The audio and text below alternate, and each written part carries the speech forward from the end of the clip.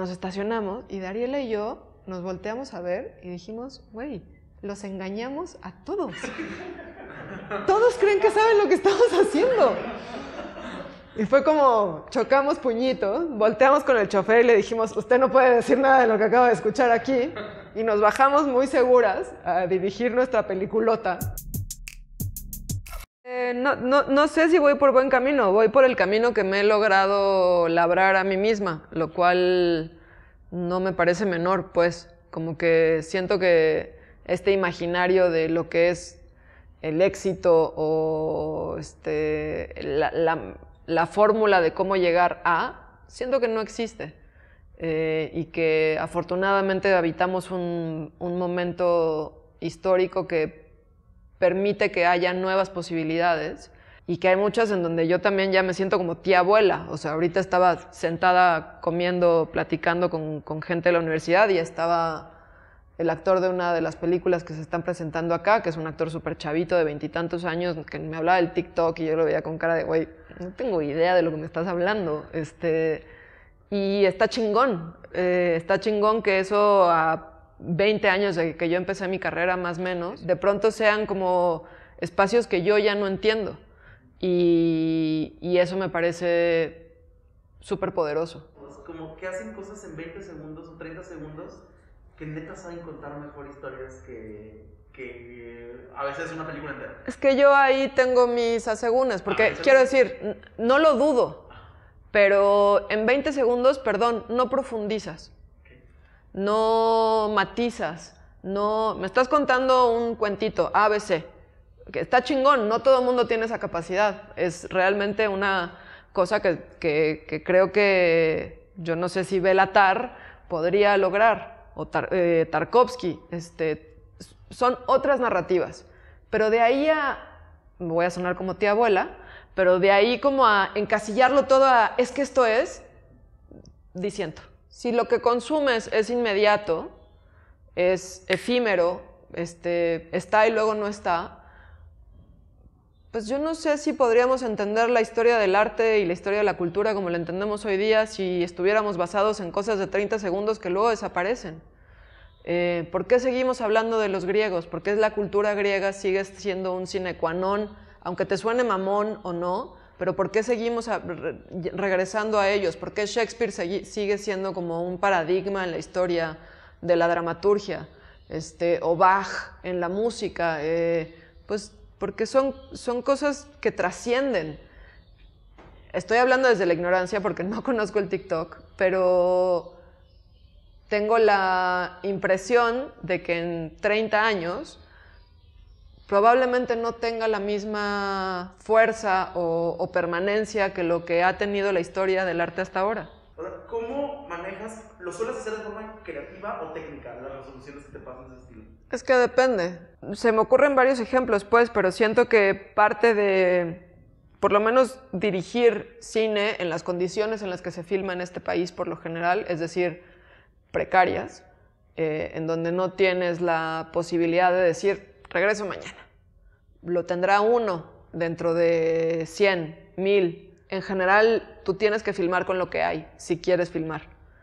Y eso te obliga a relajarte un chingo, a entender que hay cosas que están más allá de tu control, como la lluvia, o como que el actor se cayó y se le dobló el pie y entonces ahora tiene que hacer la escena sentado, si es que quieres que haga la escena. Con la frustración que eso genera, con el entripado que te dice, pero si llevo 5 años pensando en esta secuencia, pero al final de lo que se trata es de que la secuencia sea parte de una película. Entonces, creo que hay una cosa mucho de personalidad, mucho desde dónde aborda uno los problemas en general en la vida, y desde cómo los resuelves. Y creo que, por lo menos en mi caso, podría hablar de que creo que soy una directora que intenta resolver pronto y rápido y eficazmente.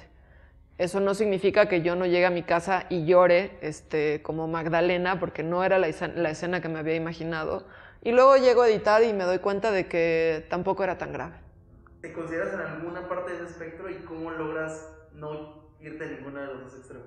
Creo que diría más bien que Creo que una de las cosas que sí sucede un montón es que cuando uno está aspirando a hacer su primera película, pues te encuentras con guiones o con historias que, pues como nunca sabes si vas a volver a filmar, es como ahí va mi resto, ¿no? Hay 18 cosas, pero ¿de qué te va tu película? No sé, 18 cosas. Y siento que eso, pues sí, al final genera una especie de collage churrigueresco que es muy difícil como desentrañar y que probablemente eso sí es algo que uno puede ir depurando con los años o con la experiencia, como de ¿esto de qué va?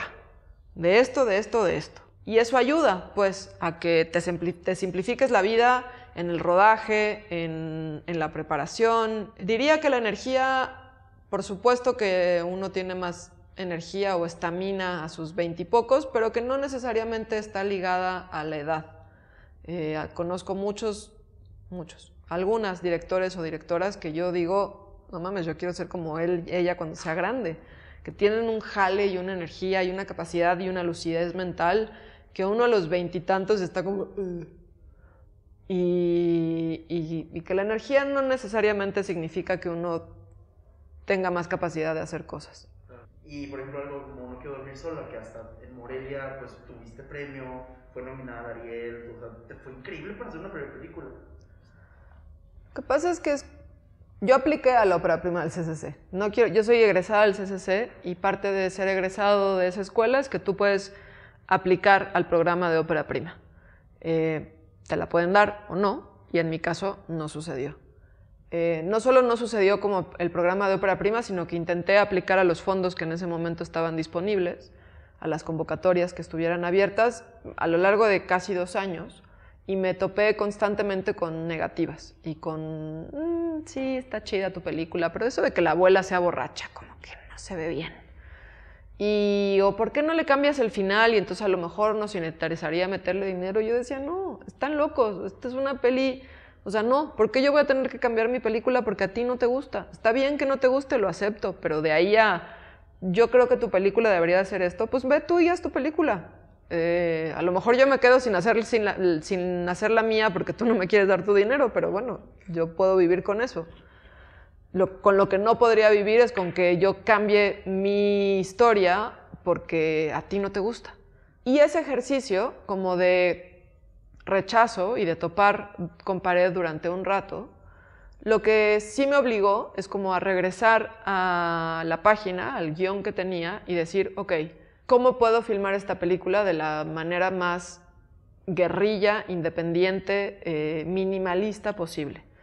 Y eso me obligó a depurar un montón de cosas del guión y a concentrarme en lo que realmente quería contar. Yo tenía 25 o 6 años cuando empecé a escribir No quiero dormir sola.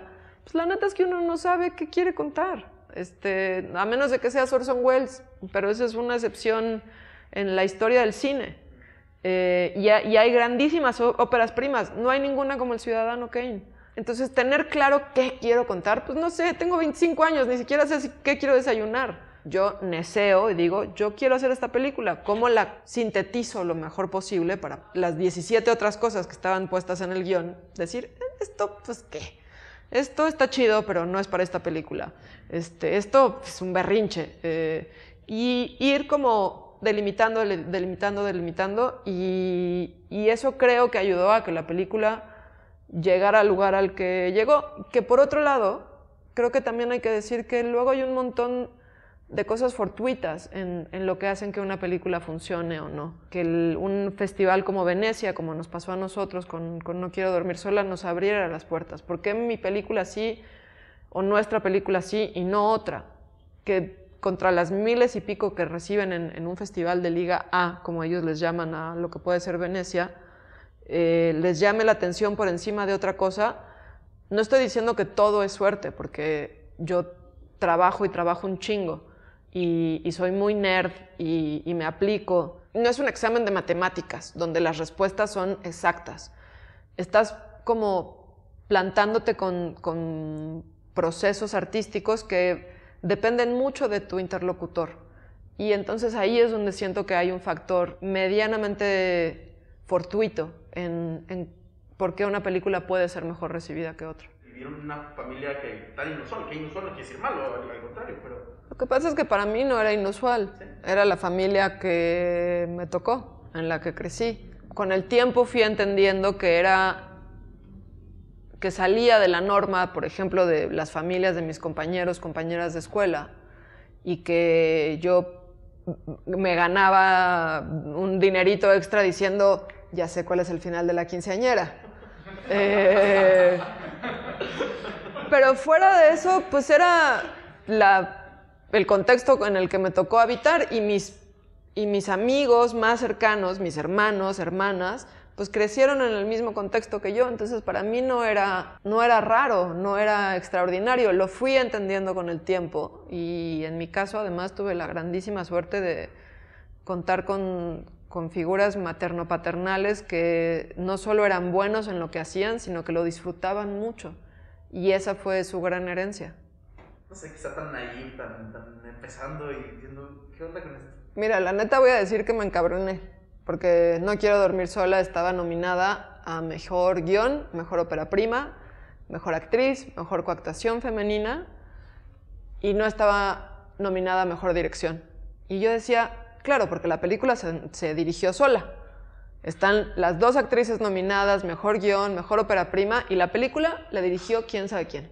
Había un lado mío que, desde el ego, por supuesto, pero también que era como, pues claro, no me van a nominar porque soy una chavita de menos de 30 años, mujer, con su ópera prima, y entonces estas nominaciones tienen que ser suficientes. Si yo hubiera sido hombre, estoy segura que hubiera sido distinta la historia. Segura. Porque al final creo que hay mucho una cosa como un entendimiento que una se va armando en el quehacer, que para mí termina hablando mucho más del otro o de la otra que de mí.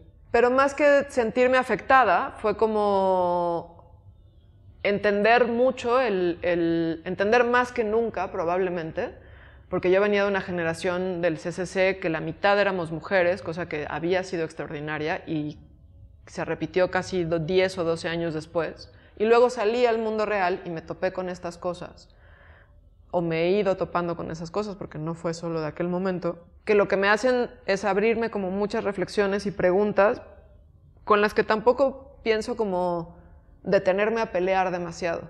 Está bien, si así lo consideran, eso habla más de la academia que de mí, o eso hablaba más de la academia en aquel momento que de mí, o de mis compañeras directoras, ¿no? Pero siento que es parte de una conversación que sigue estando vigente hoy día. Como Tesaya y artistas que, digo, a lo mejor todavía no se van, pero ya son muy reconocidos y tienen ya mucha trayectoria, como Jiménez Cacho. Te lo voy a traer a que le digas que ya va de salida.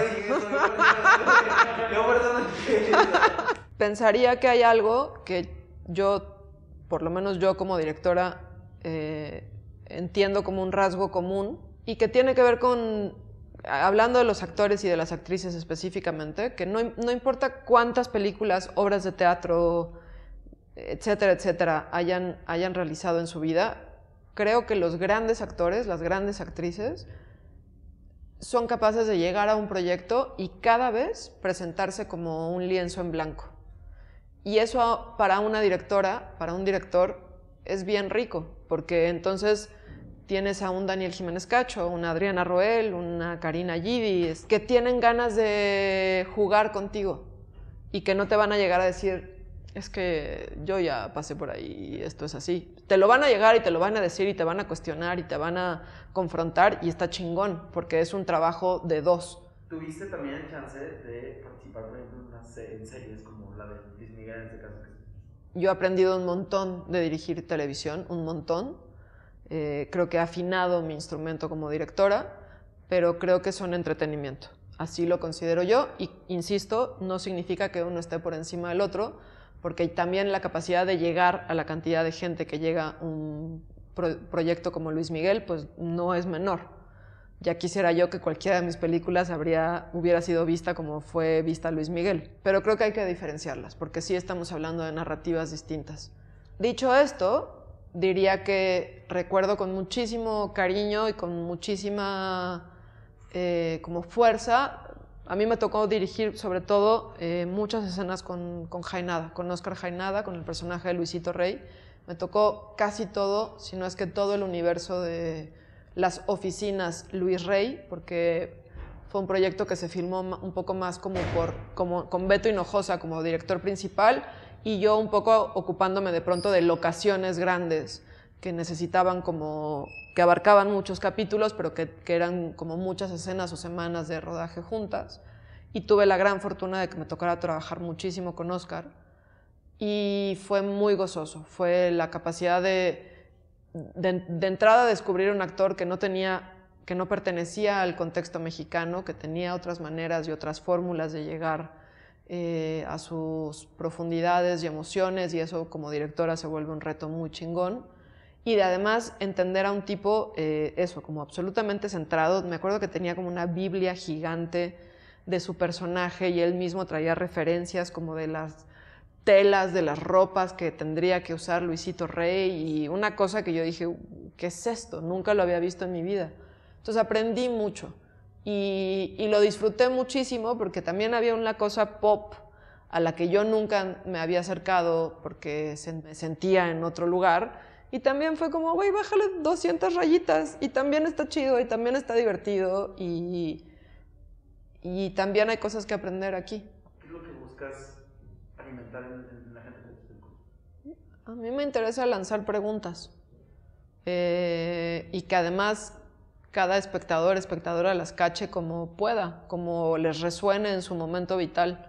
Son preguntas que yo me hago mientras proceso el guión, la producción, la filmación, la edición, y que intuitivamente estoy dejando en el resultado. Porque tampoco es que las tenga clarísimas. Creo que probablemente una vez que estreno y que empiezo a tener como un feedback, un tú a tú con la gente, con los espectadores, las espectadoras que ven la película, y en estas sesiones como de preguntas y respuestas que luego se generan después de algunas funciones, ahí es donde termino de entender, claro, no había visto eso, pero sí, de eso va. Pero eso es muy difícil de aterrizar hasta que no, pues al final uno hace las cosas para ponerlas allá afuera en un contexto que otro las reciba.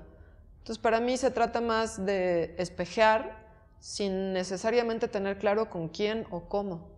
Cuando estrenamos No Quiero Dormir Sola, que tuvimos la grandísima fortuna de estrenar en el Festival de Venecia, estrenamos en una sala espectacular de 1000 y pico de personas, que se veía como nunca jamás se iba a ver una proyección, se escuchaba como nunca jamás se iba a escuchar en ningún otro lado, lleno, y yo decía, no puede ser que estén aquí para ver mi primera película, qué oso.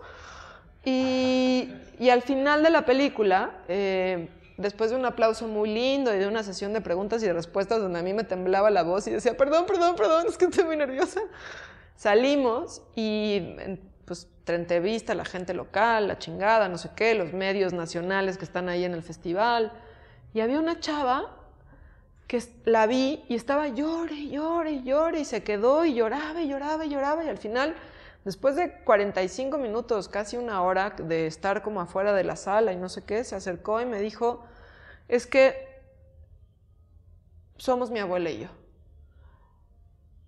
Y no me logró decir nada más. Y que me dijera eso, para mí fue como, o sea, me acuerdo y a la fecha es como pelitos parados de emoción. Porque de eso se trataba, ¿sabes? Estás como directora de casting de un montón de películas todavía previas a tu primera película y posterior a tus siguientes películas. ¿Ya te gusta ese puesto? ¿Qué encuentras? ¿Por qué sigues haciéndolo? Eso está muy interesante para mí. Pues mira, la verdad es que extraño hacerlo. Sí, en efecto, después de No Quiero Dormir Sola, todavía muchos años seguí haciendo casting, porque No Quiero Dormir Sola habrá sido 2011, y la última peli que hice como directora de casting fue Noche de Fuego. Es un proceso en el que aprendí muchísimo de dirección de actores, más que en ninguna otra escuela. Porque yo me daba la tarea de hacer sesiones individuales, las actrices, los actores y yo me aprendía las réplicas, las intentaba dar lo mejor posible, como estás ahorita tú con la cámara ahí al lado, que fuera una cosa íntima, chiquita. Y también soy de la idea de que no todos los actores, no todas las actrices pueden hacer todos los personajes. Entonces, como directora de casting, mi tarea era direccionar la mirada del director o la directora del proyecto, de la película, y decir, estos 8, 10 personas, creo que por aquí es. Y generalmente, en la gran mayoría de los proyectos en los que participé como directora de casting, esas primeras intuiciones eran las que terminaban quedándose con los personajes. En general funcionaba, porque me dediqué a ver obras de teatro estudiantiles, a ver cortometrajes estudiantiles, óperas primas, películas o novelas de mucho tiempo atrás, y entonces rescatar, entre comillas, actores o actrices que hace mucho que la gente no tenía en la cabeza, en fin, por ahí. ¿Tú consideras que es un momento mágico para ti en set? Yo sé que yo no estaría sentada hoy aquí cotorreando con ustedes si no quiero dormir sola, no lo hubiéramos hecho, no lo hubiera hecho con las 10 personas que decidieron hacer la peli conmigo y que no ganaron más que el dinero de su renta de ese mes para que por lo menos no les costara filmar conmigo, porque fue una cosa muy chiquita, cercana, de muchísimo aprendizaje. Y para mí toda la película en ese sentido como que engloba al dios del cine, como de nos importaba o nos gustaba o nos interesaba o nos divertía hacer una historia así, y por distintas razones esas 10 personas, 10, no estoy exagerando ni minimizando, pues, hicimos esa peli. O luego puedo pensar en estar filmando El Presidente en Chile, una secuencia que se supone que es una redada en Zúrich, que era casi la mitad de un capítulo y terminamos filmando en 3 días, conmigo diciéndole a la asistente de dirección, vete al piso de ahí arriba y filma no sé qué, y al director de la segunda unidad, y tú te vas al sótano y te llevas la cámara C, y yo me quedo aquí con el actor, y entonces ¡acción! Y era una locura de 18,000 cosas que filmar al mismo tiempo, porque esas eran las condiciones que aceptamos y que dijimos sí podemos. Y terminamos 3 días después, tirados todos en el pasillo del hotel, hechos mierda, muertos de la risa, llorando del cansancio. Y luego veo el resultado y digo, la pasamos bien y se ve chido. Sí es un proceso místico, sí es un proceso mágico, musical, que puede ser muy divertido y que creo que de eso se trata, de que nadie, no importa el puesto en el que esté, te quite la posibilidad de gozo, porque si no, no tiene chiste. ¿Cuál es ese momento cuando llegaste a ser y dijiste, a la madre, todas estas personas están aquí para que yo los dirija? No quiero dormir sola, la filmamos 10 personas, como les decía. Una de ellas era Dariela Ludlow, la fotógrafa con la que he hecho las 3 pelis que he filmado hasta ahora. Y Dari también era su ópera prima como fotógrafa. Y de los 10, pues nosotras éramos 2, y yo pasaba en mi cochecito a recoger a 4 y Dari pasaba en su cochecito a recoger a 4 y nos veíamos en el set. 5 años después filmamos Los Adioses y el primer día, Dari y yo vivimos bastante cerca, pasó una camioneta por nosotras, una camioneta de la producción. Y entonces pasaba por la fotógrafa y pasaba por la directora y nos llevaba al set. Y entonces me acuerdo de pasó por Dari, pasó por mí, veníamos hablando de lo que íbamos a filmar ese primer día, no sé qué, y entonces llegamos a la locación, que además era una locación hermosa, una escuela Art Deco de los 20, espectacular, y como que vimos la escuela, luz de amanecer, así, dimos la vuelta y estaba la calle donde estaban estacionados los camiones de la producción, camión de cámara, de maquillaje, etcétera, etcétera, de vestuario. Y nos estacionamos y Dariela y yo nos volteamos a ver y dijimos, güey, los engañamos a todos. Todos creen que saben lo que estamos haciendo. Y fue como, chocamos puñitos, volteamos con el chofer y le dijimos, usted no puede decir nada de lo que acaba de escuchar aquí. Y nos bajamos muy seguras a dirigir nuestra peliculota, después de haber nosotras, la película anterior, chofereado para llevar a la gente al set. Ese momento fue como, estuvo chido. Hola, soy Natalia Beristain, directora de cine, y mi sándwich favorito es el BLT.